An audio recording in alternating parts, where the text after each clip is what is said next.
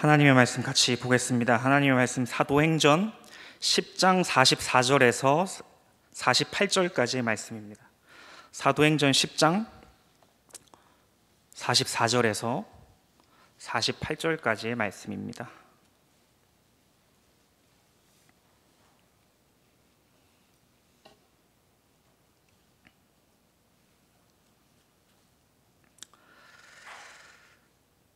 제가 하나님의 말씀 봉독하겠습니다.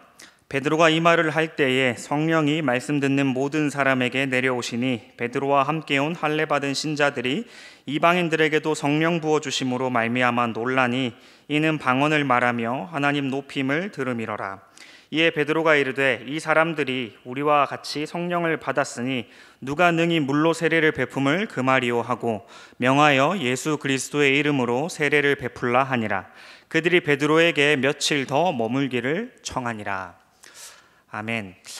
성경을 보시면, 성경을 읽으시면 네 부류의 사람이 등장하게 됩니다. 첫 번째 부류의 사람은 성경 읽고 나서 아무런 감흥이 없는 사람입니다. 읽고 나서도 아무런 감흥이 없고 그냥 글을 읽었다 수준에 머무르는 사람입니다. 두 번째 부류는 몇 구절 기억에 남아서 그거 참 좋다, 몇 구절 읽었더니 그거 참 마음에 와닿는다 하고 돌아가는 사람입니다. 세 번째 부류는 성경 자체가 좋은 걸 깨닫는 사람입니다. 성경 참 좋구나, 성경이 참 우리에게 한 구절 한 구절 놓칠 것이 없구나 하는 사람이 이제 세 번째 부류이고, 마지막 부류는 어떤 사람이겠습니까? 네, 마지막 부류는 읽으면서 손, 발, 엉덩이가 들썩이는지도 모르고 읽는 사람입니다. 그래서 오늘 말씀 같이 나눠보고 오늘 준비한 말씀 같이 살펴봤을 때 한 마음으로 한 부류의 사람이 되어서 돌아갈 수 있는 은혜가 우리에게 있기를 바라며 오늘 말씀을 좀 같이 봤으면 좋겠습니다. 그러니까 손, 발, 엉덩이가 들썩이는지도 모르고 성경을 보는 경지인 거죠. 같은 마음으로 성경을 봤으면 싶습니다. 늘 강조해도 지나침이 없는 것이 있는데, 그것은 성경을 볼 때 좀 맥락을 파악하면서 그것을 봐야 된다는 말입니다. 그러니까 성경을 볼 때 백과사전식으로 하나씩 이렇게 잘라내서 여기서 이렇게 얘기하고 있지, 그래서 난 이렇게 살아야 되지 라고 하는 것을 우리가 그렇게만 바라보면 성경 전체가 이야기하고 있는 바, 성경의 큰 맥락을 놓치기가 쉽습니다. 그러니까 그런 식으로 우리가 성경을 계속해서 보다 보면 성경이 이제 다른 종교에서 읽고 있는 경전과 다르지 않게 되는 것이죠. 그러니까 하나님께서만 의지와 목적을 가지시고 우리에게 하고자 하시는 말씀이 있으신데, 그것을 역사 또는 어떤 문학 장르를 통해서, 성경을 통해서 우리에게 말씀을 하십니다. 그런데 우리는 이제 우리의 여건상 짧게 잘라서 이렇게 보다 보면 전체 맥락에서 하나님께서 도대체 무슨 말씀을 하시는가를 놓친 채로 어떠한 맥락으로부터 탈피해서 그 한 줄만 우리가 기억에 새기게 됩니다. 그런 것들은 좀 지양하면서 우리가 오늘 성경 말씀을 보려고 합니다. 그런 것들은 좀 이렇게 역사를 다루고 있는 어떤 성경들을 볼 때면 더욱더 도드라시는데, 역사를 볼 때면 항상 과거 없는 현재는 없지 않습니까? 그래서 항상 과거를 살펴야 됩니다. 여기에 나오는 이야기들이 어떠한 맥락을 가지고 지금 현재 이렇게 이야기하고 있는지를 우리가 살펴보아야 합니다. 오늘 본문도 마찬가지죠. 항상 이렇게 성경을 보면 나무를 볼지 숲을 볼지에 대한 싸움입니다. 나무를 먼저 보셔도 됩니다. 숲을 먼저 보셔도 되고요. 근데 나무만 보거나 숲만 봐서는 안 됩니다. 숲 안에 나무가 있고 나무가 숲에 포함되어 있다는 것을 생각하면서 오늘 본문을 보아야 됩니다. 그런데 보통 우리는 이제 나무 보기에 좀 급급할 때가 많습니다. 오늘 본문도 제가 이제 시간 여건상 제가 다 읽지는 못했지만 오늘 본문을 풍성하게 이해를 하려면 10장 전체를 읽어봐야 됩니다. 10장 전체를 읽는 것을 넘어서서 사실 사도행전 1장부터 읽어야 되고, 사도행전 1장부터를 넘어서서 누가복음 처음부터 읽어야 됩니다. 그래서 이 누가가 무슨 얘기를 지금 우리에게 하고 있는지를 초점을 맞춰서 그 큰 맥락 속에서 오늘 본문을 보게 되면 사뭇 우리가 생각하는 바와 기대하는 바와 다른 어떤 내용들이 도출이 되게 되는데, 가령 이런 것입니다. 오늘 본문 이제 44절부터 48절까지 함께 봤습니다. 이것을 나무 보기로 읽는다면 여러분 어떤 결론을 도출하시겠습니까? 그러니까 44절에서 48절까지 오늘 이렇게 본문입니다. 오늘 말씀 이렇게 진행됩니다. 이렇게 말씀 전합니다 하면 어떤 말씀, 제 입에서 무슨 말들이 나올 것 같다고 생각을 하시나요? 우리가 나무를 본다고 한다면, 그러면 이렇게 그냥 보시면 성령 부어 주심 그런 단어, 많은 사람들이 놀라고 하나님 높임을 듣고 세례 베푸는 걸 금하지 말라라고 하니까 아마 오늘 말씀을 나무보기 식으로 우리가 본다면 교회는 당연히 세례를 베풀어야 되는 곳이지 아멘이지, 또는 여기서 보니까 성령을 받은 자들은 방언을 하는구나, 방언하기를 우리가 추구해야겠구나 라는 정도로 우리가 이 본문을 보게 될 것입니다. 그러니까 사실 44절 베드로가 이 말을 할 때 이 말이 지금 우리는 뭔지 모르는 상황이죠. 위의 것들을 읽지 않았으니까. 그 다음 성령이 말씀 듣는 모든 사람에게 내려왔다. 말씀 듣는 모든 사람에 대한 이해도 지금 우리가 없는 상황이죠. 그래서 우리가 앞에 이것들이 무엇을 지칭하는지 좀 살펴보아야 하는데 그 큰 틀을, 그 숲을 먼저 이야기를 했으면 싶습니다. 사실 사도행전 1장부터 보셔야 되는 내용입니다만 제가 볼 땐 7장 말미부터 보시면 그 사도행전에서 이야기하고 하려고 하는 바를 조금 핵심적으로 이해할 수 있겠다 싶습니다. 7장이 스데반 집사님의 수려한 설교 장면이 나오는 대목입니다. 멋있는 신앙인의 어떤 부형들아 들으시오 하면서 예수님을 변호하는 이야기가 이제 설교를 통해서 하나님 편에 서서 스데반 집사님이 멋있게 이렇게 설교를 하시죠. 그렇게 볼 때 58절을 한번 보시면 스데반 집사님의 순교 장면의 소제목을 달고 있습니다. 54절 위에 보시면, 그래서 58절에 보시면 성 밖으로 내치고 돌로 칠세, 여기서 돌에 맞은 사람은 스데반 집사님입니다. 증인들이 옷을 벗어 사울이라 하는 청년의 발 앞에 두니라 이렇게 돼 있죠. 그러니까 사울이라는 사람이 등장을 해서 이제 본격적으로 기독교인들을 이제 박해하게 되는 장면입니다. 거기서부터 우리가 좀 이제 오늘은 그 점을 찍어서 좀 큰 틀에서 이 본문을, 우리가 방금 읽었었던 본문을 이해했으면 싶습니다. 그래서 이 박해 내용이 계속 등장을 하게 되는데, 그 박해 내용을 스데반 집사님이 이렇게 갑작스럽게 죽는 것도 놀랍고, 박해 내용이 아주, 박해라는 두 단어가 굉장히 강한 단어이지 않습니까? 이렇게 들었으면 박해, 그냥 읽고 넘어갈 단어가 아닙니다. 사실 그 박해가 얼마나 우리에게 두려움을 주는지는 생각하면 할수록 굉장히 섬찟하게 되는데, 그 누가 이 사도행전을 쓴 누가는 이 박해에 대해서 마치 아무런 일이 아닌 것처럼 하고 지나갑니다. 그래서 8장에 가보시면 그 사울이라는 사람이 가말리엘 문화의 수강생이었던 이 권위 있는 유대의 지도자급의 위치를 아주 앞이 유망한 어떤 유대인이 이제 스데반 집사님을 죽이는데 선봉에 선 거죠. 스데반 집사님을 죽이는데 그 의역을 하자면 사울의 이 권위를 가지고 스데반 집사님이 죽는 것을 마땅히 여긴 사람입니다. 그 사람이 이제 기독교인들을 박해하는데 8장 3절 한번 보시면 사울이 교회를 잔멸할세 이렇게 돼 있죠. 잔멸이라는 단어가 나옵니다. 굉장히 강한 단어죠. 이것도 마찬가지로 이 박해하고 잔멸한다, 남아있는 모든 것들에 기독교인들의 뿌리를 뽑아버린다 라는 이야기인데, 6절에 넘어가면 소제목이 갑자기 좀 뜬금없습니다. 사마리아의 복음을 전하다 이렇게 나오죠. 그러니까 박해라는 게 굉장히 강하게 지금 진척이 돼야 될 것 같고, 하나님께서 과연 이 사울을 어떻게 벌하실 것인가, 아니면 이 사울이 박해를 어떻게 더 나쁘게 해서 우리 기독교인들에게 얼마나 큰 해를 입힐 것인가에 대해서 기록되어져야 될 것만 같은 전개를 가지고 있는데, 그러한 얘기는 이런 방구도 없이 갑작스럽게 이 4절이 진행되는 겁니다. 사마리아의 복음이 전해지다 이렇게 되는 겁니다. 그리고 26절 위에 보면 여전히 8장입니다. 위에 보시면 빌립과 에디오피아 내시 이야기 나오면서 에디오피아 내시가 그 복음을 듣고, 빌립으로부터 복음 듣고 세례받는 이야기가 나옵니다. 그리고 나서 9장으로 올라오시면 소제목에서 사울이 회개하는 이야기가 나오죠.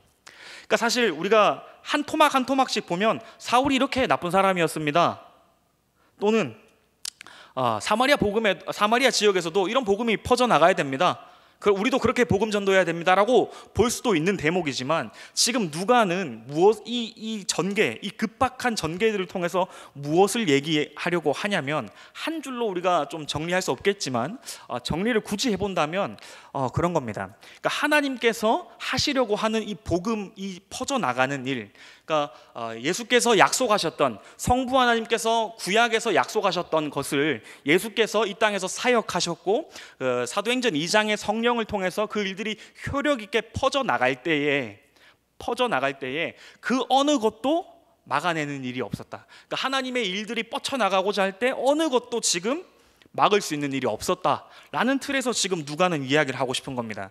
그러니까 사울의 이런 박해, 잔멸하는 어려운 이런 일들도 하나님의 복음이 퍼져나가는 데는 전혀 문제가 되지 않았다는 것을 누가는 급진적으로 이야기를 하고 있는 겁니다. 그래서 사마리아 지역에 유대인들이 생각할 때 복음을 들을 필요 없는 자들이죠. 사마리아인들. 이 사람들에게 복음이 전해진다. 유대인들이 이렇게 되는 겁니다. 예루살렘 교회가 뭐야, 여기에도 복음이 전해진단 말이야? 라는 게 진척이 되고, 9장에 넘어가면 이게 더 놀라운 겁니다. 9장에서 사울이 회개하죠. 그러니까 회개하면 안 될 자로 여겨졌던 7장 말미 8장에 등장했던 그 짧은 그 사울, 기독교인들 죽이러 다니기를 급급했던 그 사람이 회심하는 겁니다. 그러니까 이게 사울이 회심했다 해서 우리가 그 9장을 디테일하게 읽어 나가면서 나무를 보면서 사울이 어떤 사람이었고 어떠한 심리를 가지고 있었고 하나님께서 그를 어떻게 바꾸셨는가를 읽을 때면 사실 이게 굉장히 드라마틱해서 우리에게 감동이 있습니다. 그 사람이 정말 하나님께 회심을 해서 바뀌는구나, 하나님께서 그렇게 하시는구나. 하지만 우리가 지금 누가가 이야기하는 큰 틀에서 이 사울을 이해하고자 하면 하나님의 복음을 저지하려고 막아섰던 자마저 하나님 앞에 항복하더라. 이게 지금 9장의 내용입니다. 하나님 앞에 두 손 두 발 다 들게 되더라. 그러니까 하나님께서 복음을 펼쳐나가시려는 그 일에는 온 인간의 노력들이 와서 저지를 하더라도, 심지어 유대인들이 예수를 못 박는 일을 벌이더라도 아무도 그 하나님께서 하시려고 하시는 일을 막을 수가 없더라 입니다. 그러니까 이런 대목들을 볼 때면 그 요한복음 3장 16절에 나타나는 하나님께서 세상을 이처럼 사랑하셨다라는 것에 대한 구체적 실현이죠. 그러니까 하나님께서 말로만 세상을 이 정도로 사랑하셨습니다, 하나님께서 이렇게 사랑하셨기 때문에 이러한 일들을 벌이십니다, 말로만 하는 게 아니라 성령이 오심으로써 정말 그러한 일들이 복음이 퍼져나가는, 이렇게 급진적으로 폭발력 있게 이렇게 퍼져나가는 것들을 보면서 정말 과연 예수께서 약속하신 대로 성령이 오셨고 하나님께서 뜻하신 바가 이 땅에, 이 역사에 예수가 오심으로써, 성령이 오심으로써 이루어져 나가고 있다라는 것을 우리가 놓치지 말고 보아야 하는 대목입니다. 그래서 사울이 얼마나 어떠한 사람이었는가, 사울이 얼마나 하나님께 못된 짓을 했음에도 불구하고 은혜 받을 만한 자였는가를 보셔도 됩니다만, 거기에는 틀림이 없습니다만, 먼저는 하나님께서 하시는 일이 이 정도로 막을 수 있는 것들이 없었다, 막을 수 있는 사람도 없었고 막을 수 있는 사건도 없었더라가 지금 누가가 이야기하고 싶은 이 사도행전의 전개입니다. 그래서 그러한 것들을 머릿속에 한번 염두에 두시면서 오늘 본문으로 한번 10장에 들어서게 되는 것이죠. 그래서 죄송합니다. 10장 전에 한 가지만 더 살펴보겠습니다. 그 9장 제일 마지막에 보면 이제 베드로가 등장합니다. 오늘 본문에 나온 이제 베드로입니다. 9장 32절에 보면 그때 베드로가 사방으로 두루 다니다가 루다에 사는 성도들에게도 내려갔더니 하면서 이제 베드로가 위에 소제목 보시면 아시겠지만 중풍병자 고치는 이야기, 애니아라는 사람을 고치는 이야기가 나오고, 그 밑에 그 36절 소제목 보시면 도르가를 살린 이야기가 나옵니다. 그래서 이 중풍병자 고친 이야기, 도르가를 살린 이야기가 중간에 좀 이렇게 갑작스럽게 딱 들어가고 뒤에 이제 고넬료 만나는 이야기가 나타나게 되는데, 이 사울이 회심했던 이야기, 그러니까 화면 전환이 갑작스럽게 갑자기 이렇게 변합니다. 그래서 사울이 피신한 이야기, 사울이 복음 전도한 이야기까지 나오고, 갑자기 병자 고치는 이야기, 베드로가 병자 고치는 이야기 나오고, 지금 10장에 가면 고넬료 이야기가 나옵니다. 그런데 우리가 그냥 이렇게 보면 베드로가 정말 기적을 또 행했구나 이렇게 읽으실 수도 있겠지만, 그 맥락 속에서 보면 하나님께서 그 복음을 펼쳐나가시는 일에 있어서 지금 이 32절부터 그 43절까지에 있는 이 이야기가 갖고 있는 의의가 있습니다. 갑자기 끼어들어온 듯한 이 두 사람을 살리고 고치는 일의 의의는 그 위치가 좀 공교롭습니다만, 그 앞에 9장은 사울이 회심한 이야기입니다. 사울이 회심한 이야기. 그러니까 유대 권력자, 유대인들로 하여금 이쪽 편에서 권력을 쥘 만한 사람의 회심 이야기고, 지금 10장에 들어서면 고넬료라는 사람은 이방인 중에 백부장, 그러니까 이달리아 군대의 백부장으로서 힘을 갖고 있는 사람입니다. 그러니까 유대인들의 권력층, 그 로마 이방인들의 좀 권력층이라고 이야기하기에는 그렇게 높은 자리가 아닙니다만,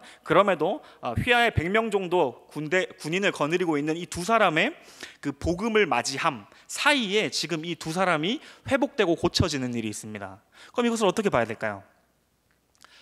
그러니까 이 애니아와 도르가가 고침받고 병이 낫게 되는 이야기를 볼 때면 이 위치상 공교롭게도 두 권력자 사이에 들어가 있는 가장 힘없는 두 사람입니다. 그러니까 중풍병자이죠.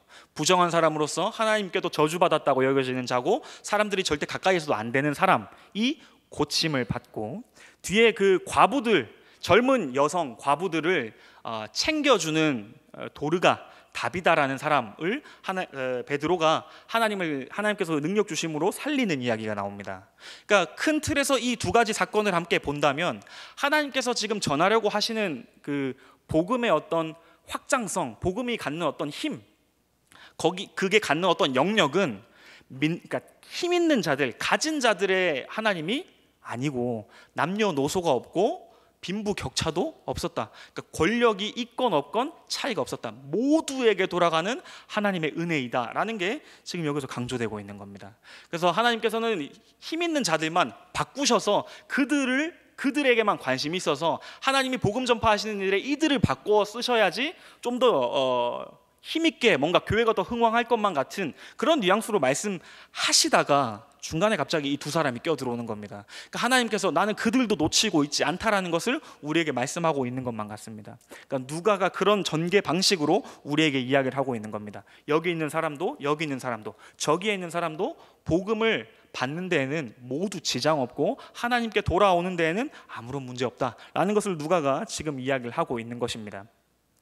그래서 그 베드로 입장에서는 굉장히 위대한 일을 했죠. 지금 도르가도 살리고 병자도 이제 낫게 했습니다.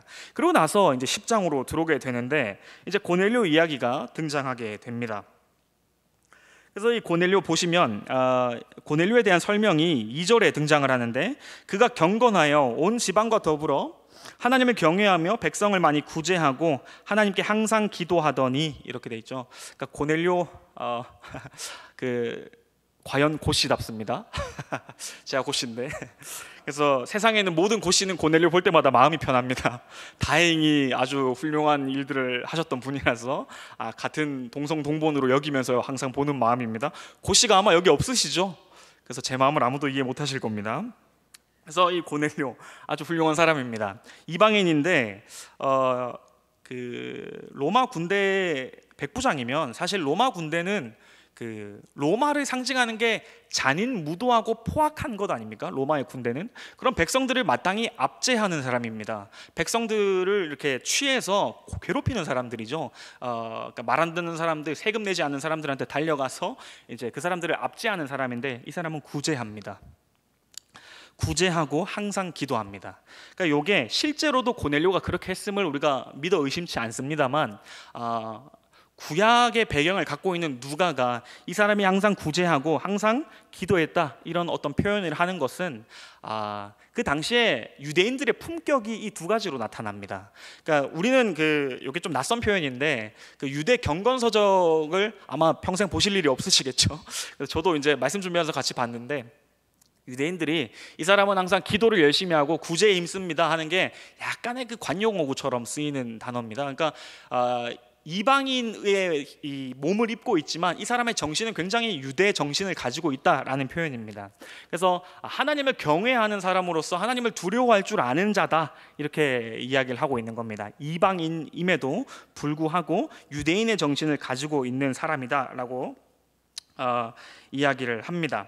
그래서 이 사람이 가이사랴에 지금 위치를 하고 있는 겁니다. 가이사랴가 지금으로 치면, 우리로 치면 맞는 그 비유인지는 잘 모르겠습니다만 그 육군 본부라고 할까요? 그러니까 그 이스라엘을 통치하고 있는 그 사람들의 어떤 본부격이 가이사랴에 있습니다. 그 로마 주둔하는 병력의 어떤 총독들이 이제 가이사랴에 위치하고 있는 것인데, 이 백부장이 지금 가이사랴에 있습니다. 그러니까 성경은 어떠한 다른 이야기를 하고 있지 않아서 저도 침묵하고 싶습니다만, 염두에 둘 것은 지금 그 사람이 가이사랴에 있다는 겁니다. 그러니까 조금 힘이 있는 사람인지도 모르겠습니다. 그래서 거기서 살아남기 위해서 많은 나쁜 일들을 저질러야 살아남았을지도 모를 법한 인물인데, 지금 여기서 보면 사람들을 구제하고 하나님께 항상 기도하는 사람입니다.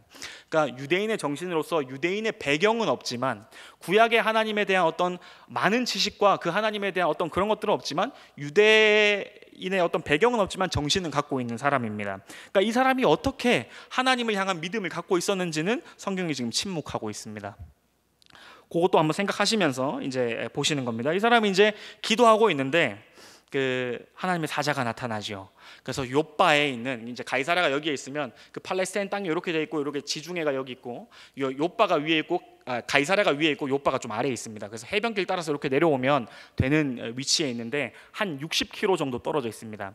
예, 당시에 이제 요 길을 가려면 하루길 정도 열심히 가면 됩니다. 그러니까 못 갈 거리는 아니고 하루 열심히 이제 힘내서 가면 갈 수 있는 거리에 이제 위치하고 있는 욥바와 가이사랴입니다. 그래서 가이사랴에서 그 하나님의 사자, 이 사람이 기도 중에 그 욥바에 있는 시몬을 청하라, 그래서 그에게 이야기를 들으라, 이렇게 환상을 보게 되고, 동시에 그 9절에 한번 보시면 베드로도 요때 그 기도하려고 무두장이 시몬의 지붕으로 올라갔을 때 밥 먹으려고 할 때, 이게 말이 좀 어렵습니다. 여기 제대로 읽어보면 많은 분들이 그냥 기도 중에, 그래서 지붕에서 올라가서 기도 중에 그 환상을 봤다 하시는데, 그 사실 말씀 읽어보면 조금 까다롭습니다. 기도 중에 봤다라고 정확하게 명기되어 있기보다도 어쨌든 뭐 맞겠습니다만 배고파서 밥 먹으려고 하는데, 밥을 시장에서 먹으려고 하는데 황홀 중에 이제 환상을 보게 되죠. 그래서 환상을 보니까 베드로에게 하늘로부터 이제 음식이 내려오는 겁니다. 그러니까 음식으로 여겨지지 않는 음식이 내려옵니다.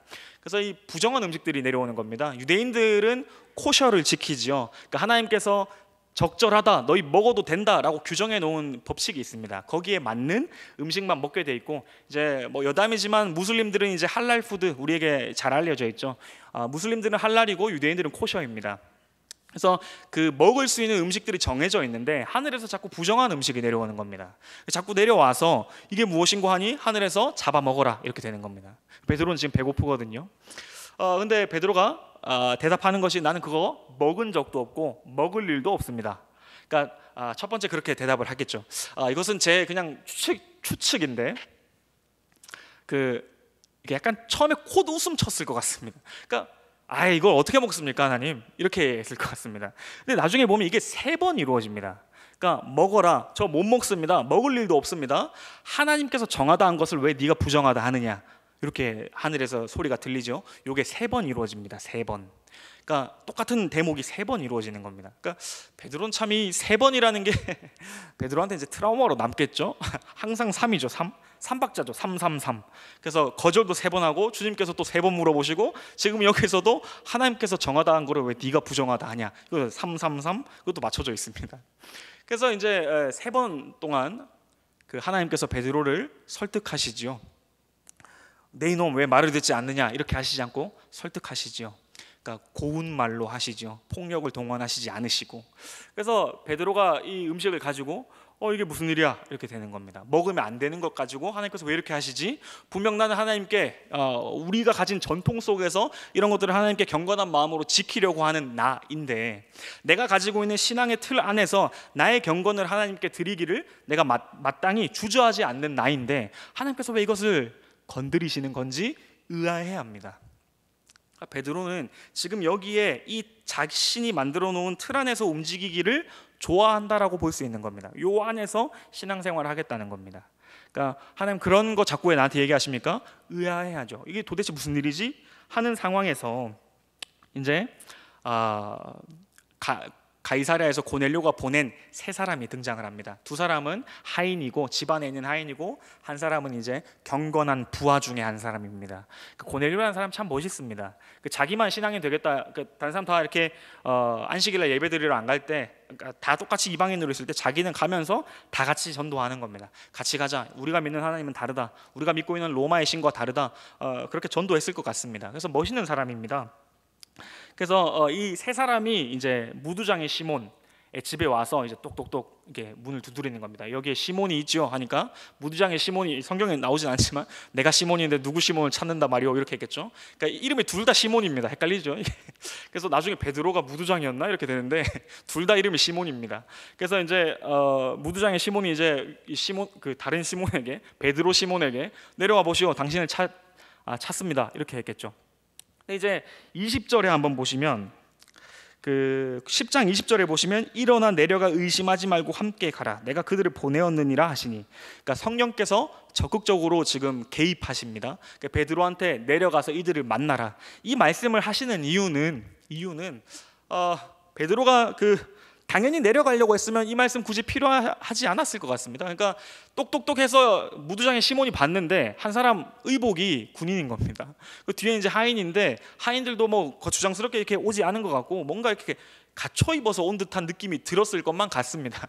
고넬료라는 사람의 집안에 있었던 사람이니까. 그러니까 보니까 느낌이 이상한 겁니다. 이거 잘못했다가 베드로를 끌고 가는 거 아닌가? 이 칼 차고 있는 거 보면 혹시나 무슨 일이 생기지 않을까? 이렇게 되는 겁니다.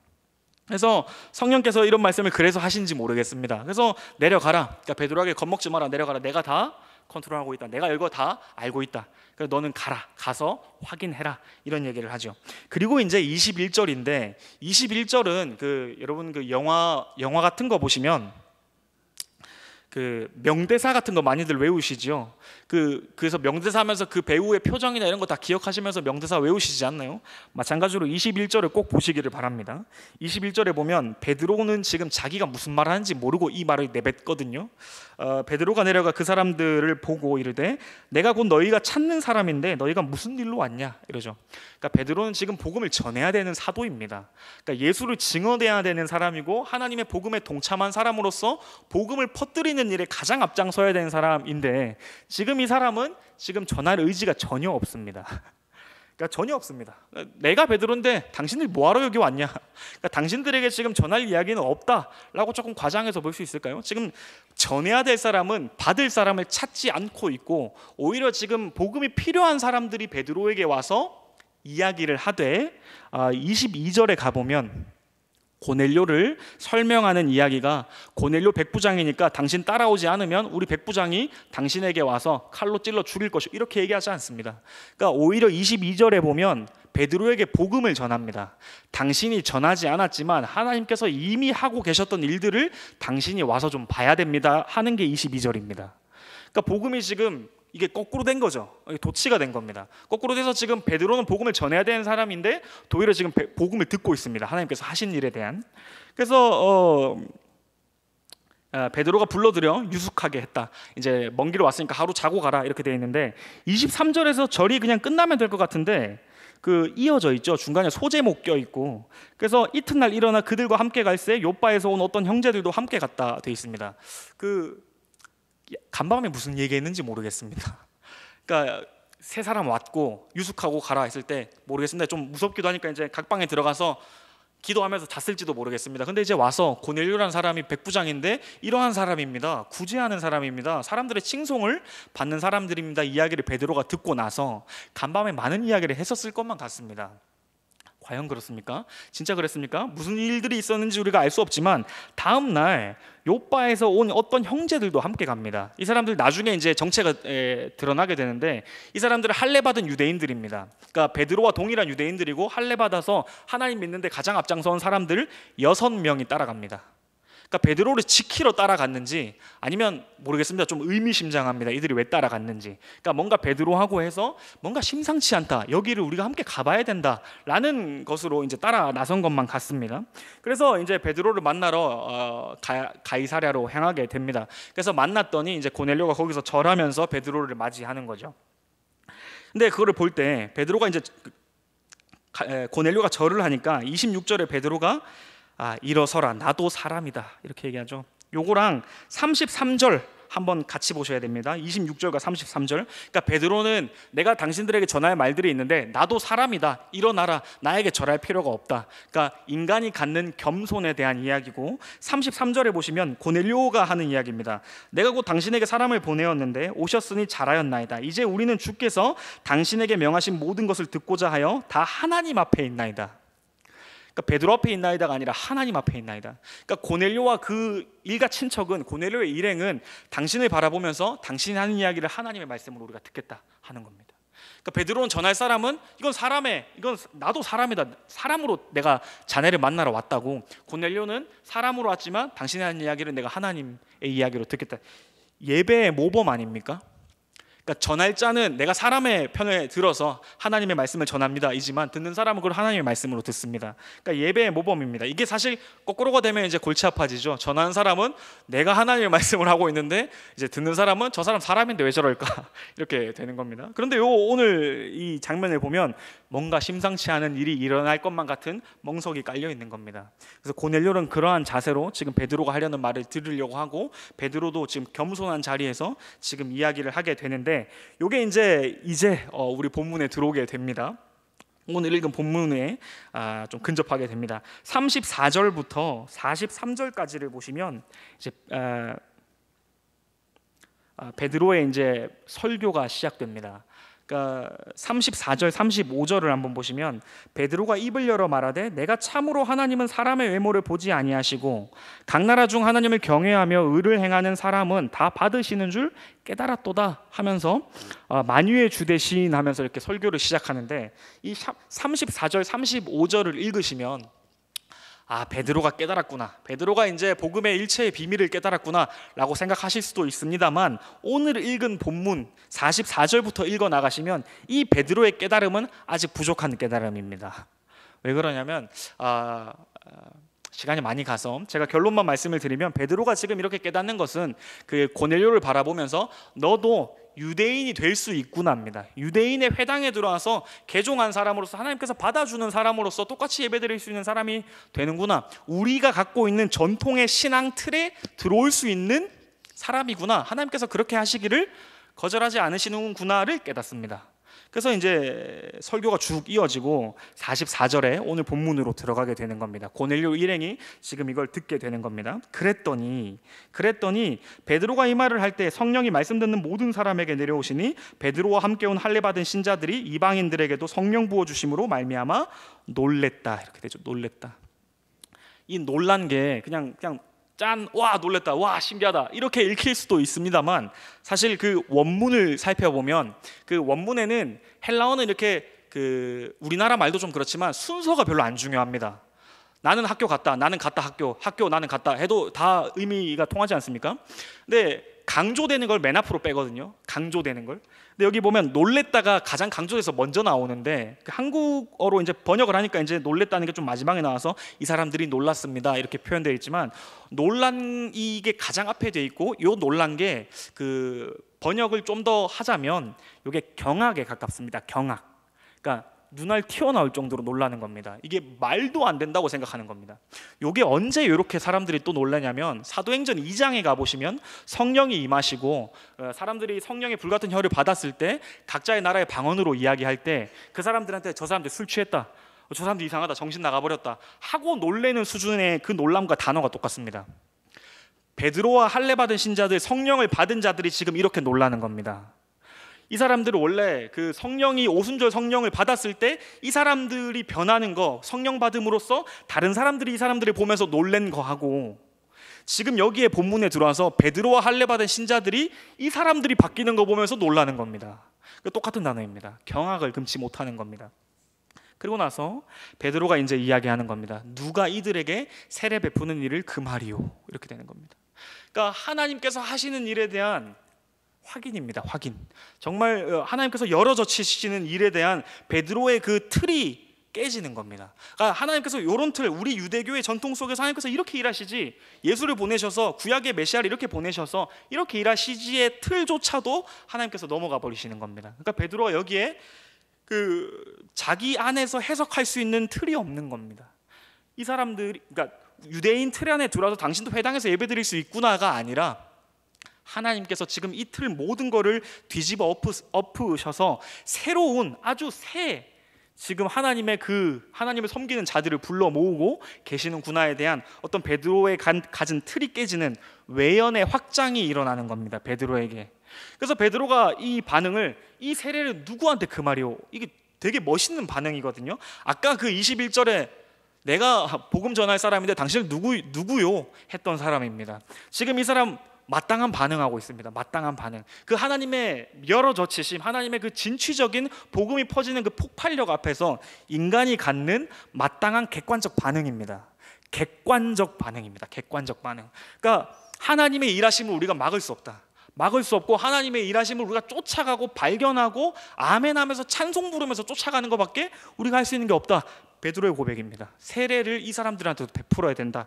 그래서 이제 11장에 가보시면 나중에 예루살렘 교회에 돌아갑니다. 그 11장 1절 2절 보시면 그 유대인들이 베드로한테 뭐라 하거든요. 야, 우리 전통 속에서 이방인하고 네가 함께 올렸다는 게 말이 안 되는데 이게 무슨 일이냐? 너 해명해라. 이렇게 됩니다. 베드로가 있었던 일들을 쭉 이야기합니다.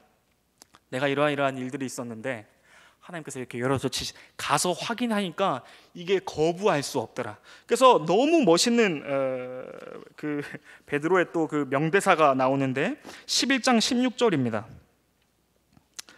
내가 주의 말씀에 요한은 물로 세례를 베풀었으나 너희는 성령으로 세례를 받으리라 하신 것이 생각났노라. 그런즉 하나님이 우리가 주 예수 그리스도를 믿을 때에 주신 것과 같은 선물을 그들에게도 주셨으니 내가 누구이기에 하나님을 능히 막겠느냐 하더라.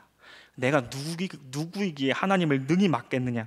그 다음 그 예루살렘 교회가 더 멋있죠. 18절입니다. 그들이 이 말을 듣고 잠잠하여 하나님께 영광을 돌려 이르되 그러면 하나님께서 이방인에게도 생명 얻는 회개를 주셨도다 하니라. 그러니까 예루살렘 교회도 충분히 거기서 베드로한테 야, 그래도 그렇지 어떻게 이방인이랑 섞일 수 있단 말이야. 에이, 네가 잘못 봤겠지. 할 수 있는 상황에서 같이 열어젖혀 버립니다. 그러니까 하나님께서 그렇게 충분히 하실 수 있는 분이라는 어떤 그들의 믿음의 확신과 어떤 진취성, 눈이 반짝이는 박해받는 어려움 속에서도 하나님께서 열어젖히시면 불가능이 없다라는 어떤 객관적 반응으로서 멋있게 반응한다는 것을 우리가 좀 기억해 볼 필요가 있습니다. 그래서 오늘 본문 44절에서 48절까지 우리가 이렇게 보면 우리도 성령 받아야지, 방언도 해야지, 세례도 교회가 베풀어야지 쉽게 보실 수 있으시겠지만 앞뒤 맥락을 살펴보면 지금 사실 그 교회에게 이러한 것들을 하라고 우리가 본문을 읽기보다 하나님께서 그 베드로에게 그 하시려고 하셨던 하나님의 설득이 어디까지 오는가를 우리가 생각해 보아야 하는 것입니다. 이게 누가가 사도행전이랑 이제 붙어 있죠. 처음에 베드로를 기록할 때 보면 베드로가 이제 어업을 하고 있을 때 예수님께서 오실 때 베드로가 나는 죄인입니다. 가까이 오지 마십시오. 이 얘기합니다. 그러니까 정말 그런 고백입니다만 하나님, 나는 그런 일을 할 사람 아닙니다 라고 고백하는 사람입니다. 그 사람이 지금 오늘 여기까지 누가 하나님의 일을 맡겠느냐까지 오는 겁니다. 하나님께서 그 설득을 그 누가복음 처음부터 끝까지 가는 것이고 누가가 그것을 기록합니다. 하나님께서 베드로에게 설득하셨던 일들을 다 기록하고 공교롭게도 그 뒤에 일들을 읽어보면 베드로가 등장하지 않습니다. 그러니까 등장합니다만 메인 캐릭터로 등장하지 않습니다. 뒤에 이제 사울이 등장하죠. 사울이 했었던 일들이 이제 등장하게 되는 겁니다. 바톤 터치가 됩니다. 그러니까 마치 베드로의 그 멋진 이야기가 바톤 터치가 돼서 하나님께서 빚어내시는 사람의 어떤 멋스러움에서 딱 마무리되고 바톤이 사울로 넘어갑니다. 사울이 그런 나쁜 짓을 했다가 이렇게 변했다는 이야기들로 이렇게 사도행전이 풀어져 나가게 됩니다. 그래서 사도행전 정말 사도들이 했던 일들이지만 제가 새벽 기도 때도 잠깐 말씀드렸습니다만 이거 정말 사도행전이지만 하나님께서 하신 일에 대한 사도들의 확인 행전입니다. 확인 행전. 하나님께서 어떠한 일들을 하셨는가 사도행전을 보면서 하나님께서 이러한 분이시다, 이러한 역사를 펼쳐나가시는데 주저하지 않는 분이다라는 것을 사도들이 먼저 확인하고 누가를 통해서 우리가 확인하는 것입니다. 그래서 예루살렘 교회가 거기서 틀을 이렇게 가둬놓고 여기서 우리의 전통을 벗어날 수 없습니다 하지 않고 하나님께서 먼저 밀고 나가시는 일들에 대해서 열린 마음과 넉넉한 마음으로 박해 중에서도 그 마음 품고 열어젖혀서 이방인에게도 멋진 복음의 길들이 뿜어져 나갔다는 것을 이 시간 오늘 하루 좀 기억하면서 보셨으면 좋겠습니다. 숲과 나무에 대한 이야기 제가 처음에 드렸는데 어떻게 들으시면서 그 손과 발이 좀 들썩이십니까? 저 혼자 들썩이는지도 모르겠습니다. 아무 감흥 없이 돌아가시는지도 모르겠습니다. 괜찮습니다. 그래서 하나님께서 설득하신다, 베드로를 설득하셨던 그 하나님께서 동일하게 오늘 밤 우리에게도 우리의 마음에 오셔서 우리의 내적 충만함과 내용이 되어 주신다라는 것을 기억하시면서 돌아가셨으면 좋겠습니다. 기도하겠습니다. 하나님 아버지, 한 사람을 택하시고 그를 빚으시며 부르시니와 동등한 가치를 품게 하시는 우리의 아버지 되신 아버지 하나님, 하나님은 우리의 내면뿐만 아니라 우리의 관심과 역량이 닿을 수 없는 곳에서마저 하나님이시기를 포기하지 않으셨습니다. 때때로 우리가 만든 틀 안에서 답답함으로 쓰라린 고배를 마시고 있을지도 모르겠습니다.